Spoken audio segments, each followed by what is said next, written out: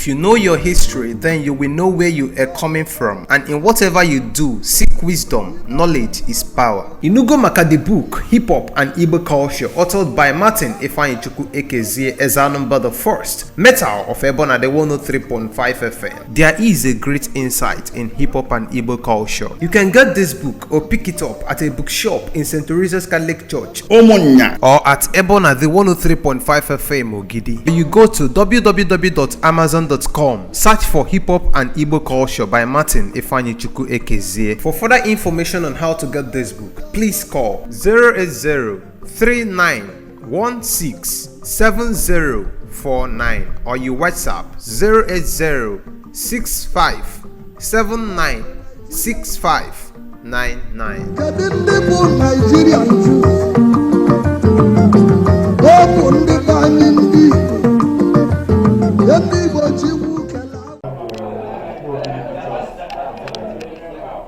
Nkwo Ogidi Association. Chairman, Wona Apa. Chidi Oni. Chidi No.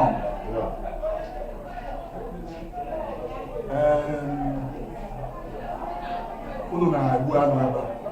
Kedu ife na-echere unu aka mma? Ebe bụ challenges unu. Sisi unu dị n'afịa.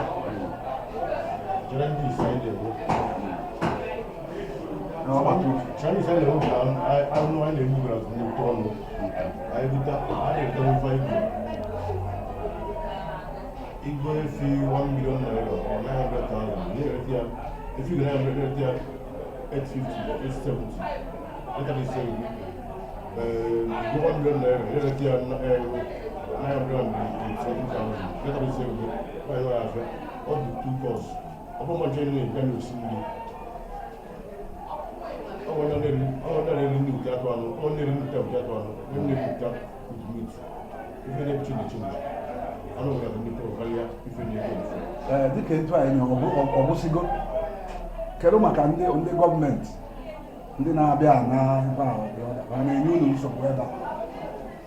Gọọmenti ebe na-produce, ma na-asa produce ile nwa mba anyị, o nwere ife fọdụ gbasara produce ọrụ anyị, o nwere ọgbara ugwu. Mana fa na-abịa na ife niile anyị na-apụ ile nwe, ya kwọ ile nwe. Mana na-asa ebe ile nwe, ha dị afụ ife ile. Kedu ife na-agba gọọmenti gọvanọ? Gọvanọ dị onye, fọpụtụrụ anyị ọrụ ife gara ọrụ. Owute oke afọ. Anụ bụ ife zuru ọrụ, mana ọ bụ ọzọ ọrụ ile ozu na ọ maka ebe ime na-egbu ife na-egbu ife. Ọ nwere anyị ọzọ egbu ife ndị mere ọrụ ọrụ. Nwa ndị kwụsịrị ife kwụsịrị emume anụ, banye ọrụ ugbo, banye ọrụ ịnyagbo, ndị mere ọrụ anụ ife bikos. Ọ bụrụ na ife ọ ya abụ na ndị gọọmenti etinyere anyị mmadụ ekute ya bụ efi kwa abịa na-egbu ya kwa afịfịa nke ya bụ efi ma metụta gị ma ịtọrọ gị ọ na-metụta gị na ịkụ ga produce ma ịtọrọ gị ga produce na sa ya wụrụ so abịa ebe nke anyị n'ala ebe nke anyị n'ala ọdụ ọchị ndị anyị n'ọfịa ọ na-egasị n'ọnụ a na-ekwu na anyị a na-egbu efi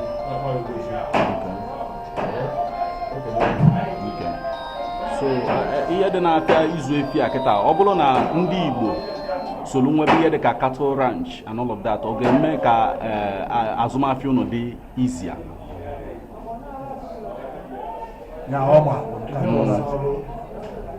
inwe ebe a na-eji efi a ọ dịkwa mmadụ nne ọ ga-atị efi aba n'ugbo ebe ọfịa ndị ọfịa kete ma alụ ugbo ebe ndị mmadụ n'ugbo mgbanwere ndị nwe efi ma ndị nwe ugbo ndị na-akpọ ndị nwe efi anaghị sọ ọfịa bụ ebe anyị nọbụrụ efi unu ọ na-efi kpata abalị efi ya efi anyị nwa na-egbu efi na kpado taịm na nke ndị na-azụ efi ọ na-aga n'abalị akwa ebe ndị mmadụ anyị nọ na Ilu wa niile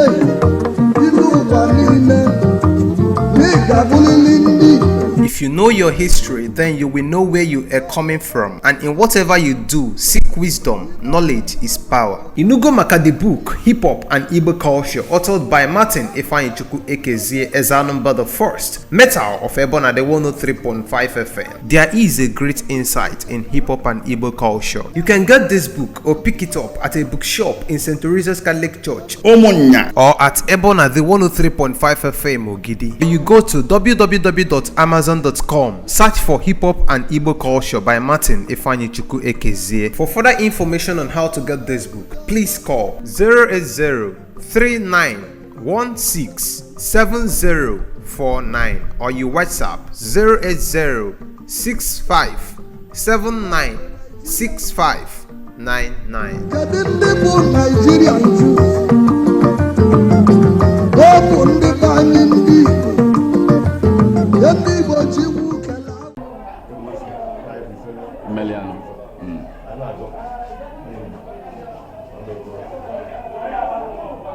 ngwa ka anyị jee ọga ka onye ga-ekwu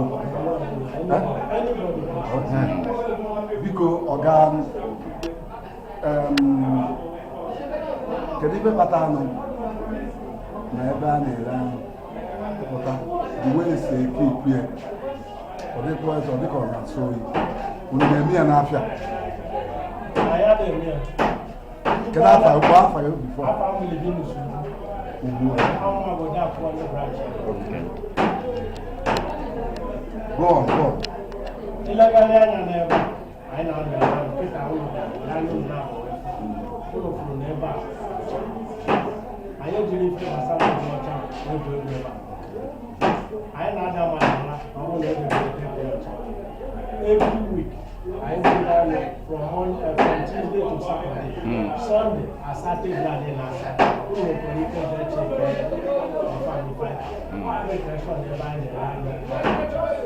and I asked that health is next to godliness. I never appeal about you buying a good food. You get your friend out. Why not? Make you feel myself. Only that honey wine.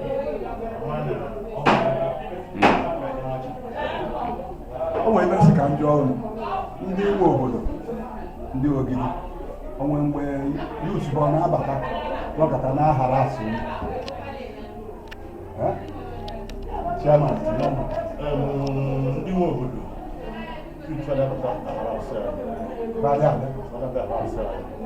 onye ọbụla distọba uri ya mama so ife anyị mmadụ ya wetakwa common butchers mana Ogidi dị involved ihe ya na under Ogidi so ife nna anyị na-abụghị ya taa so ndị na distọba enweta ndị na-ayọ Okay.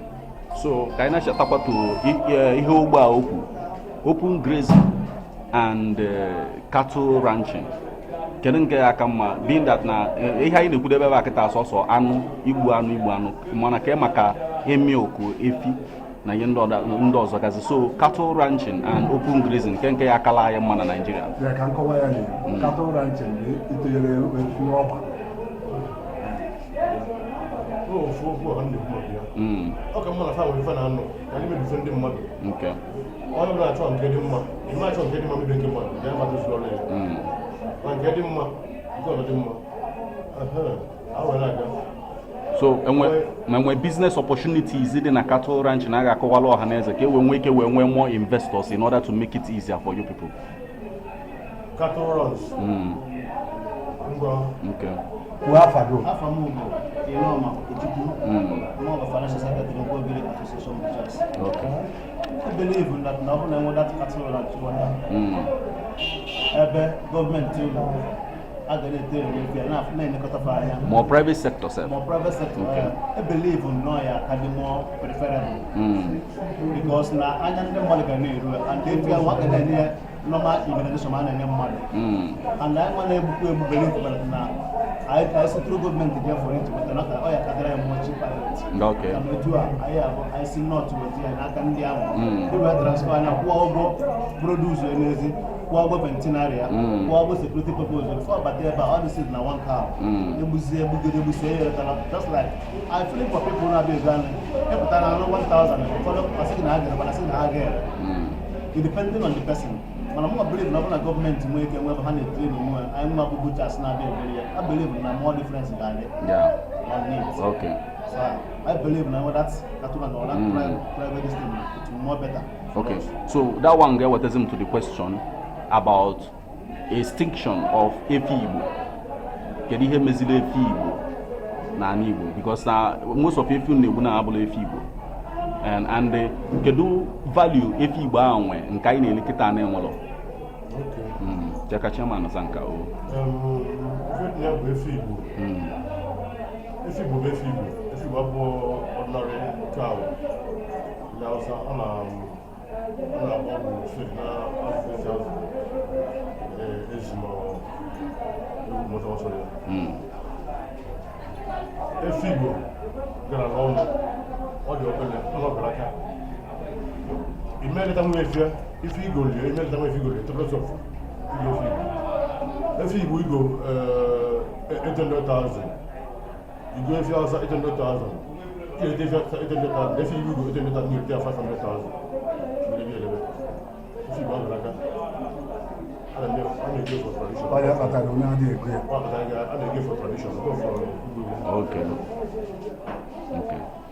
So who know about the Bala tradition? Tradition. Another value on add apart from just tradition.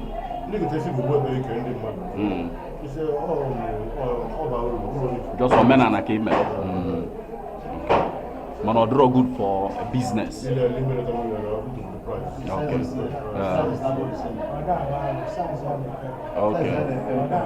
Okay. Can even now was the customers, and the customers see everything. And I've done patronize on. I know all our customers. All customers. All our customers. Monday,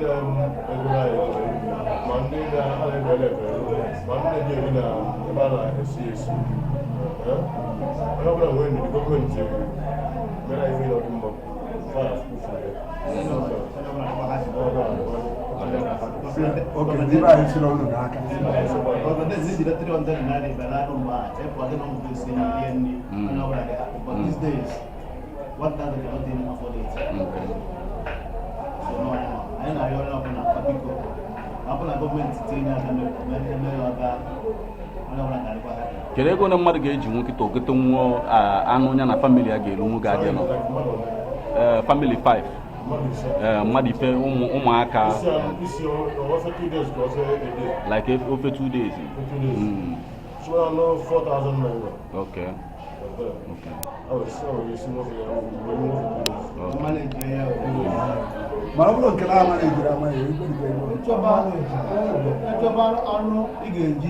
2 days, just like now, you are as head of the family.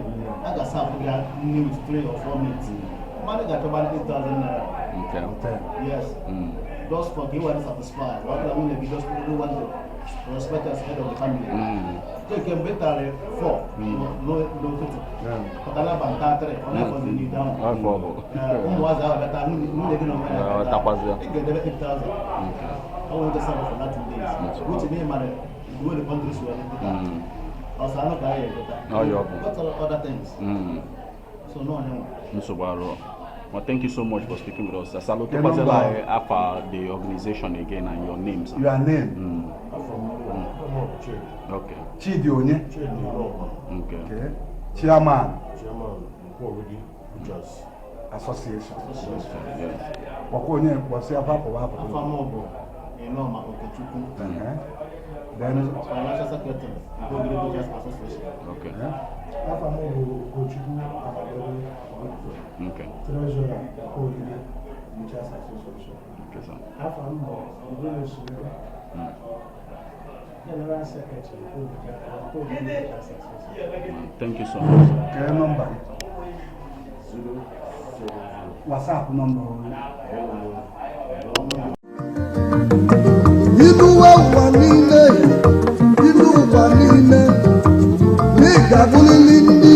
If you know your history, then you will know where you are coming from. And in whatever you do, seek wisdom. Knowledge is power. Inugo maka the book, Hip Hop and Igbo Culture, authored by Martin Ifeanyichukwu Ekezie Ezanumba the First, Metal of Ebona the 103.5 FM. There is a great insight in hip hop and Igbo culture. You can get this book or pick it up at a bookshop in St. Teresa's Catholic Church, Omonya, or at Ebona the 103.5 FM Ogidi. You go to www.amazon.com, search for Hip Hop and Igbo Culture by Martin Ifeanyichukwu Ekezie. For further information on how to get this book, please call 080-3916-7049 or you WhatsApp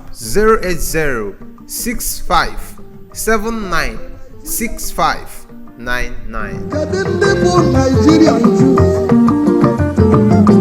Ọ bụ ndị